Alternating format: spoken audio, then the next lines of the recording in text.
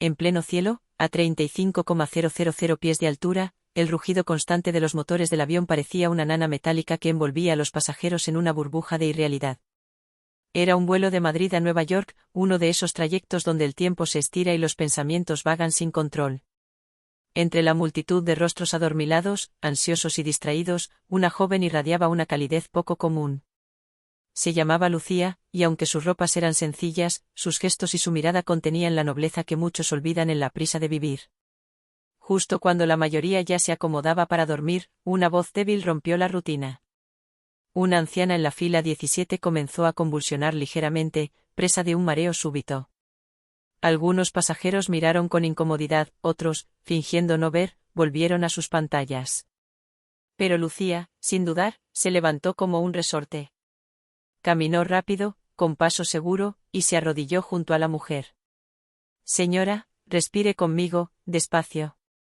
¿Tiene medicación? ¿Alguna alergia?», preguntó con ternura, mientras tomaba la mano temblorosa de la anciana. Unos ojos grises la observaban desde la primera clase. Eran los del hombre más temido del mundo empresarial europeo, Elías Navarro. CEO de Navarro Corp., conocido por su frialdad, su genio implacable, y por no mostrar emociones más allá de una ceja levantada. Nadie sabía mucho sobre su vida personal. Se rumoreaba que había perdido algo, o a alguien, hace tiempo, y que desde entonces su alma vivía en invierno perpetuo. Elías no podía apartar la vista de la joven. Había algo en la forma en que trataba a la anciana, una mezcla de compasión, fuerza y sencillez que lo desarmó por dentro. Observó cómo Lucía pedía una manta, cómo masajeaba las manos frías de la mujer, cómo le hablaba con la misma delicadeza con la que uno habla a un ser querido. Incluso cuando un auxiliar de vuelo intervino, ella no se apartó. Permaneció al lado de la señora hasta que se estabilizó, y luego, sin buscar reconocimiento, volvió a su asiento. Pero Elías no volvió al suyo. Por primera vez en muchos años, se dejó llevar por un impulso sin calcular consecuencias. Caminó hacia Lucía, quien hojeaba un libro de tapa blanda como si nada hubiera pasado. Se inclinó ligeramente. «¿Está ocupada?», preguntó con voz grave, casi inaudible sobre el zumbido del avión. Lucía lo miró, sorprendida por su presencia. No reconoció al magnate, solo vio a un hombre alto, vestido de forma impecable, con una tristeza discreta escondida en los ojos. «No, adelante», respondió, haciendo a un lado su libro. Se sentó a su lado, como si el universo le hubiera concedido un permiso especial. Durante unos segundos, ninguno habló. Hasta que Elías dijo: «Lo que hizo por esa señora, fue admirable». Lucía sonrió con sencillez. «Solo hice lo que cualquiera debería hacer. No fue nada extraordinario. Pero para él sí lo fue. Años de reuniones, fusiones, decisiones millonarias, y sin embargo, nada lo había tocado tanto como ese pequeño gesto». Quiso decirle eso, pero se detuvo. En cambio, le preguntó su nombre. Y ella se lo dijo con la tranquilidad de quien no espera nada. «Lucía Márquez». Elías repitió el nombre en su mente como un mantra. Le resultaba irónico que, después de años encerrado tras muros de acero emocional, una completa desconocida lograra fisurar su coraza en cuestión de minutos. Conversaron durante horas. De libros, de películas viejas, de la injusticia del mundo y de las pequeñas bellezas que todavía quedan. Elías la escuchaba como si estuviera bebiendo agua después de un largo desierto. Y Lucía, aunque lo notaba distante al principio, pronto descubrió en él una sensibilidad cuidadosamente enterrada. Cuando el avión aterrizó, la realidad volvió con su peso habitual. Ambos sabían que no vivían en el mismo mundo. Él se despidió con un «hasta luego», que sonaba a imposibilidad. Ella respondió con una sonrisa que escondía un dejo de tristeza. Pero el destino, como suele hacer, tenía planes distintos. 2 días después, Lucía caminaba por la Gran Manzana, perdida entre escaparates y humo de puestos de comida callejera, cuando una limusina negra se detuvo a su lado. Un hombre de traje bajó la ventanilla. «Señorita Márquez, el señor Navarro desea verla». Lucía frunció el ceño. «¿Navarro?». «Elías Navarro», confirmó el chofer. «Dice que es asunto personal». «Muy personal». Lucía dudó por un instante. No porque tuviera miedo, sino porque la situación era tan surrealista que necesitaba un segundo para asegurarse de estar despierta. ¿Elías Navarro? ¿El hombre que compartió asiento con ella en el avión? ¿El que la miraba como si estuviera viendo un recuerdo que no quería olvidar? Asintió lentamente, con paso contenido, subió a la limusina. El interior era sobrio pero elegante, dominado por un aroma tenue a cuero nuevo y un silencio expectante. El chófer condujo durante varios minutos, hasta detenerse frente a un edificio majestuoso de fachada moderna. Un portero con guantes blancos la recibió con una reverencia ligera y la condujo hasta un ascensor privado que subía sin detenerse hasta el último piso. Cuando las puertas se abrieron, Lucía entró en un salón panorámico donde el cielo neoyorquino parecía caer sobre los ventanales. Y en medio de aquella inmensidad de cristal, acero y mármol, Elías estaba de pie, mirando hacia la ciudad, con las manos en los bolsillos y el ceño ligeramente fruncido. Se giró al notar su presencia, y por primera vez, una expresión vulnerable cruzó su rostro. Gracias por venir, dijo, acercándose con cautela, como si temiera que un movimiento brusco pudiera romper el momento. Lucía lo observó con una mezcla de curiosidad y desconfianza. ¿Qué está pasando, Elías? Él bajó la mirada un segundo, y cuando volvió a alzarla, ya no era el CEO intocable. Era simplemente un hombre. No he podido dejar de pensar en usted desde aquel vuelo. Hizo una pausa, eligiendo cuidadosamente sus palabras. No sé si le parecerá una locura, pero cuando vi cómo trataba a esa señora, sentí que algo dentro de mí se encendía después de años apagado. Lucía lo escuchaba, inmóvil, sintiendo una extraña conexión entre lo absurdo y lo sincero. Mire, no acostumbro a seguir impulsos. Mi vida está trazada con precisión. Pero usted, su voz se quebró apenas perceptiblemente, usted me recordó que todavía hay personas que hacen el bien sin esperar nada a cambio. Y eso, me trastocó por completo. ¿Y qué quiere de mí? Preguntó Lucía, sin dureza pero con firmeza. ¿Una historia bonita para contar en sus cenas de gala? ¿Una distracción exótica de su rutina perfecta? Quiero conocerla, dijo él, sin rodeos. No como un capricho, ni como una historia pasajera. Quiero saber quién es realmente. Quiero escucharla, aprender de usted, saber si todo lo que sentí en ese vuelo fue una ilusión, o el principio de algo más real que todo lo que he vivido en años. El silencio se instaló de nuevo. Pero esta vez era distinto, cargado de electricidad y expectativa. Lucía no respondió de inmediato. Caminó hasta la ventana, mirando el perfil de Manhattan como si buscara allí una señal. No soy parte de su mundo, Elías, dijo finalmente. No sé de acciones, ni de estrategias corporativas, ni de fiestas donde la gente brinda sin mirarse a los ojos. Yo doy clases en una escuela pública. Vivo con lo justo. No tengo nada que ver con lo que usted representa. Precisamente por eso, contestó él con suavidad.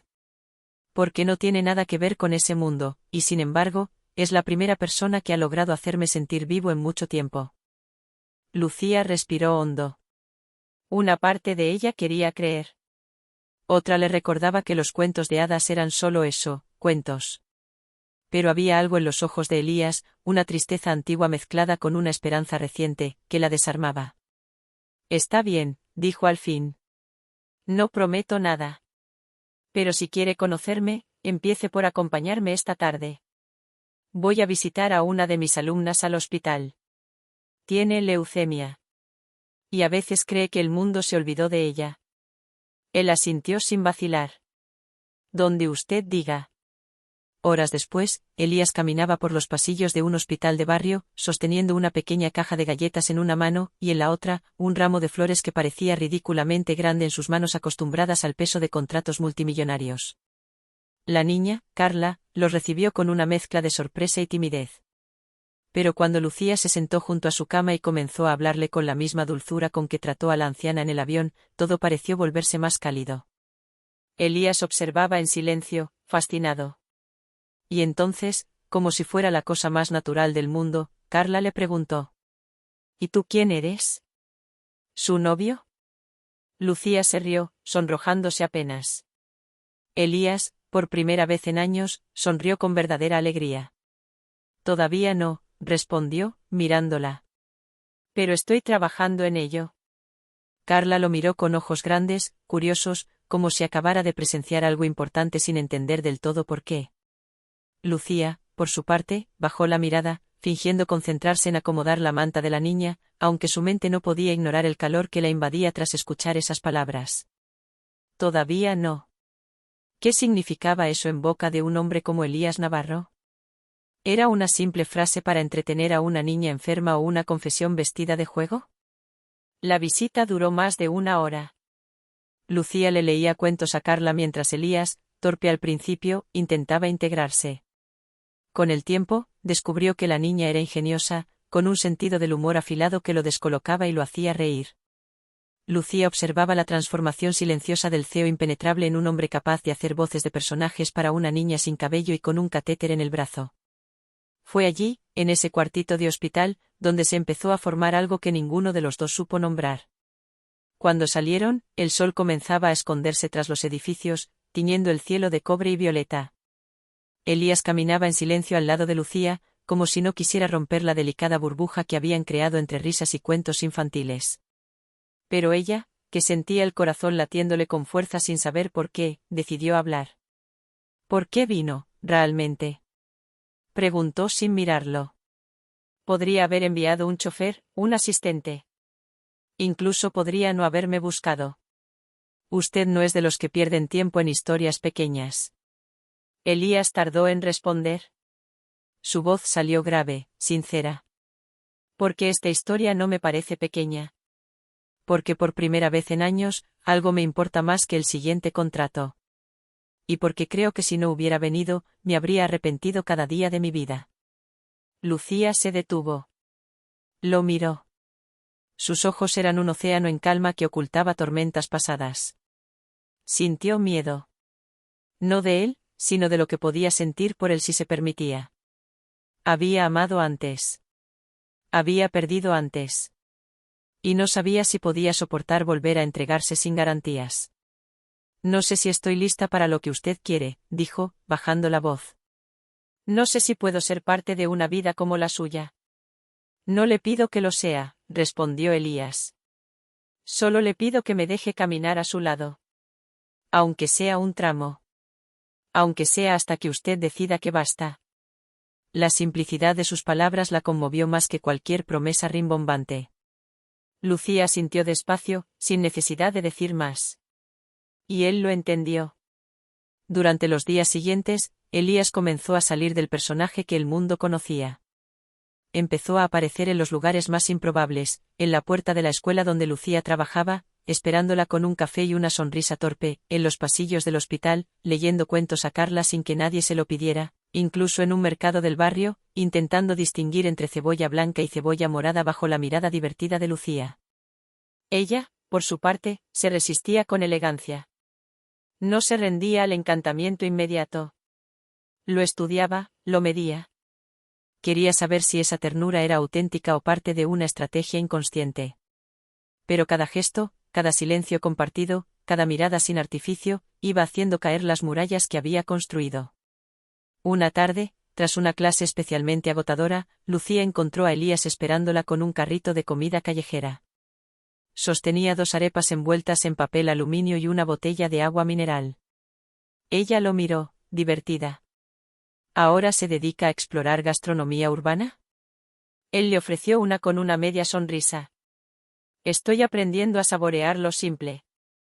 Se sentaron en un banco del parque cercano. Comieron en silencio, rodeados de niños corriendo y ancianos jugando al dominó. Y cuando terminaron, Lucía lo miró largo rato antes de decir: ¿Sabe qué es lo que más me desconcierta de usted? Dígamelo. Que no actúa como alguien que ha vivido en un mundo donde las personas valen por lo que tienen. Actúa como si hubiera sido uno de nosotros. Como si supiera lo que cuesta llegar a fin de mes, lo que duele ver enfermar a un ser querido, lo que es el miedo a perder algo que no se puede reemplazar. Elías desvió la mirada. Su voz salió baja, casi un susurro. ¿Por qué lo sé? Antes de ser lo que soy, fui un niño con una madre que limpiaba casas y un padre ausente. Conocí el hambre, el frío, y la humillación. Solo que aprendí a esconderlo muy bien. Lucía sintió que una parte de él se abría por primera vez. Sin maquillaje, sin poder. Solo un hombre, con cicatrices que no se veían pero se sentían. Entonces tal vez no se trata de mundos tan distintos, dijo ella con suavidad. Tal vez solo estamos recordando de dónde venimos. Elías la miró. Sus ojos decían todo lo que las palabras no podían. Y sin pedir permiso, con una ternura que desarmaba cualquier defensa, tomó su mano. Lucía no la retiró. No dijo nada. Solo dejó que ese contacto hablara por ella. La brisa del atardecer acariciaba las hojas de los árboles y el murmullo lejano del tráfico parecía ajeno a lo que ocurría en ese banco. Lucía, con la mano entrelazada a la de Elías, sintió una paz extraña, como si por primera vez en mucho tiempo el mundo se hubiera detenido a escuchar su silencio. Él no decía nada, pero tampoco hacía falta. A veces el silencio tiene más peso que 1000 palabras, y en aquel instante, la quietud hablaba de un deseo que no se atrevían aún a nombrar, pero que lo rodeaba como una promesa silenciosa. Los días siguieron como capítulos de una historia escrita sin prisa. Elías comenzó a cambiar, no en esencia, sino en presencia. Su asistente personal se quejaba de que cancelaba reuniones sin previo aviso, de que llegaba tarde a compromisos importantes o simplemente desaparecía durante horas. Pero él lo hacía con una ligereza nueva, como si finalmente hubiera entendido que el tiempo no se mide en agendas llenas, sino en momentos verdaderos. Una noche, Lucía lo invitó a su pequeño apartamento en Lavapiés. No era más que un estudio con muebles sencillos, paredes llenas de libros, y una cocina minúscula que olía a albahaca y café. Elías, acostumbrado al mármol pulido y las vistas infinitas desde sus áticos de lujo, miraba aquel espacio con una mezcla de asombro y admiración. Era acogedor, cálido, humano. Como ella. Lucía preparó una cena sencilla, pasta con salsa casera y una copa de vino barato que compartieron entre risas. Elías, descalzo y sin corbata, parecía otro hombre. O tal vez, por fin, el verdadero. ¿Y si mañana todo esto se acaba?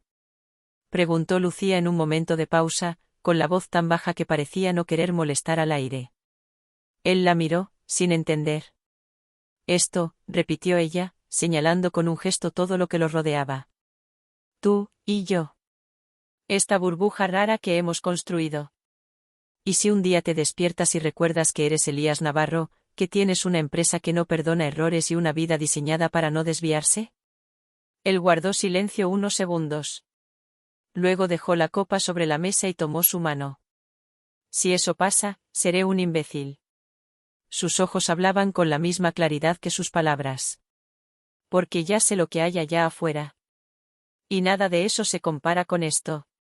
Lucía sostuvo su mirada un instante más, y luego, sin decir nada, apoyó su cabeza en su hombro. Elías cerró los ojos. Y en esa quietud doméstica, envueltos en los olores de una cena sencilla y el murmullo de una radio encendida al fondo, se construyó algo mucho más fuerte que cualquier promesa. Sin embargo, el mundo real no se detiene porque alguien se enamore. La mañana siguiente trajo consigo una tormenta. No de lluvia, sino de titulares. Los periódicos digitales y las redes sociales amanecieron inundados con una fotografía, Elías Navarro saliendo de un hospital infantil, tomado de la mano de una mujer desconocida. El lente indiscreto de un paparazzi los había seguido sin que lo supieran. La imagen, aunque inocente, causó un escándalo. Elías Navarro, nuevo romance con una profesora de barrio, titulaba una revista amarillista. Otra más cruel decía, el magnate pierde el rumbo, amor o crisis emocional. Lucía, al ver su rostro en internet junto al de Elías, sintió un nudo en el estómago. No por vergüenza, sino por lo que aquello significaba, su vida, hasta ahora invisible para el mundo, había dejado de ser suya. Él llegó a su apartamento con el ceño fruncido, el móvil sonando sin parar. Sus abogados, su junta directiva, incluso su madre, todos querían saber quién era ella, qué significaba, qué estaba pasando. Lo siento, dijo él al verla. No debió pasar así. Lucía, vestida aún con ropa de dormir, lo miró en silencio. Luego se sentó, calmada. ¿Qué vas a hacer? Voy a enfrentarlo. No tengo nada que ocultar, dijo él con seguridad, pero Lucía notó el cansancio en su mirada, como si en su interior supiera que se avecinaba una guerra. Tu mundo no me quiere, Elías, dijo sin dramatismo, solo con verdad. Para ellos, yo soy una amenaza, un paso en falso, una distracción. Él se arrodilló frente a ella.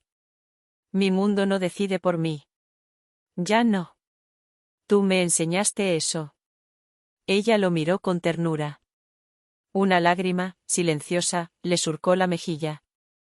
No por tristeza, sino por el vértigo de amar a alguien que arriesga todo por estar contigo. Entonces prepárate, porque van a intentar destruir esto. Van a escarbar mi vida, a buscar fallos, errores, cualquier cosa que puedan usar para que te alejes de mí. Elías la tomó de las manos con fuerza. Que lo intenten. No me asusta perder contratos. Me asusta perderte a ti. Y ella, con una mezcla de miedo y valor, solo respondió. Entonces luchemos juntos. Pero no me mientas. No me escondas. No desaparezcas si las cosas se ponen feas. Jamás, dijo él, y por primera vez, lo dijo no como promesa, sino como pacto. Una semana después, el aire en Madrid era denso. La tormenta mediática había alcanzado su punto máximo. Columnistas debatían si Elías Navarro había perdido el control, si una simple maestra podía desestabilizar al magnate más hermético del país. Las cámaras lo seguían. Los inversores exigían explicaciones. Las redes servían. Pero Elías se mantenía firme. Por primera vez en su vida, no se defendía. No emitía comunicados. No escondía nada.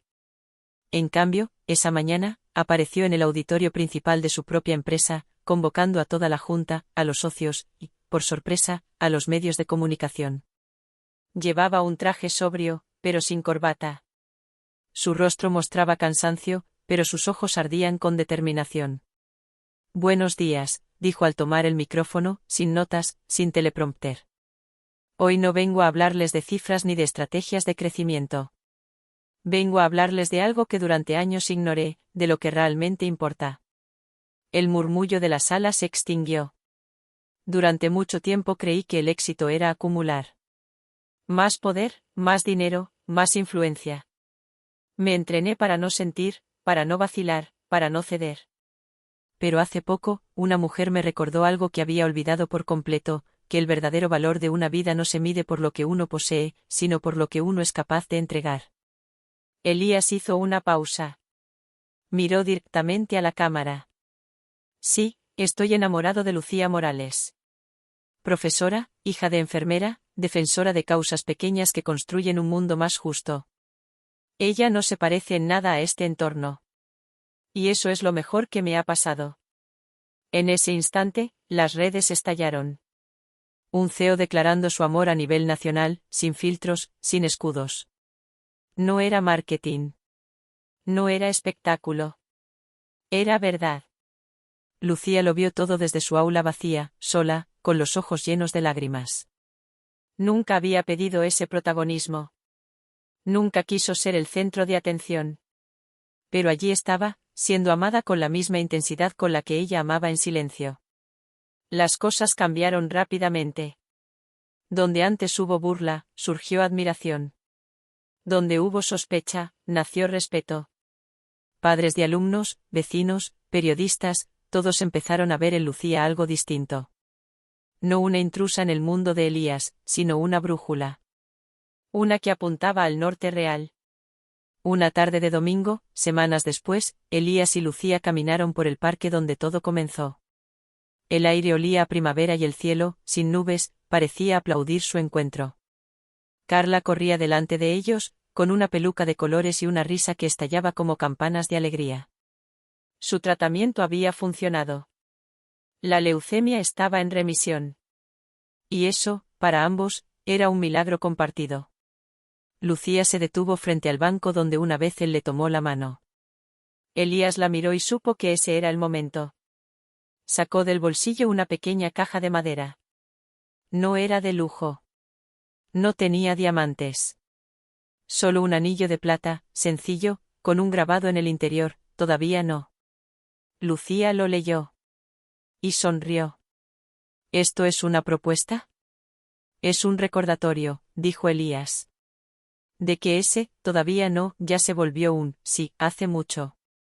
Solo estábamos esperando darnos cuenta. Ella no respondió con palabras. Se inclinó hacia él y lo besó, con la calma de quien sabe que ya no tiene nada que temer, con la pasión de quien eligió amar sin condiciones. Y mientras el sol descendía tras los árboles, mientras Carla les tomaba una foto sin que se dieran cuenta, mientras Madrid seguía su curso sin saber que algo extraordinario acababa de ocurrir, Elías y Lucía sellaban una historia que no buscaba cuentos de hadas, sino verdad. Verdad en la ternura. Verdad en la lucha. Verdad en el amor que no necesita castillos, sino gestos cotidianos. La historia de una mujer que no tenía riquezas, pero poseía lo más valioso, la capacidad de transformar a quienes la rodeaban. Y de un hombre que lo tenía todo, menos lo esencial. Hasta que la encontró. Porque a veces, solo a veces, el destino se sienta junto a ti en un avión, finge casualidad y, sin pedir permiso, te cambia la vida para siempre.